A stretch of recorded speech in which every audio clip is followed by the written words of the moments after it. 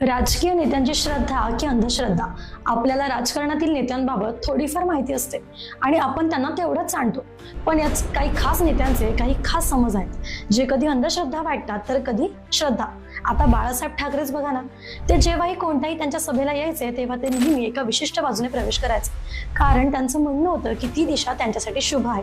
नंतर येतात ते म्हणजे देवेंद्र फडणवीस. फडणवीस बहुतेक महत्त्वाच्या सभा पंचांग पाहूनच सुरू करतात असं म्हटलं जातं. आता ही श्रद्धा आहे की प्लॅनिंगचा भाग, ते त्यांनाच माहिती.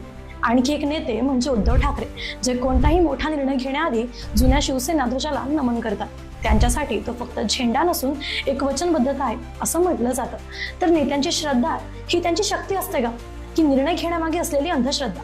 तुम्हाला काय वाटतं कमेंटमध्ये नक्की सांगा. आणि हो, अशाच आणखी रंजक गोष्टींसाठी आमच्या इंडिया लीडर पेजला फॉलो करा. आणि तुम्हालाही तुमचा डिजिटल प्रेझेन्स वाढवायचा असेल तर इंडिया लीडर या वेबसाईटवर नक्की रजिस्टर करा. धन्यवाद.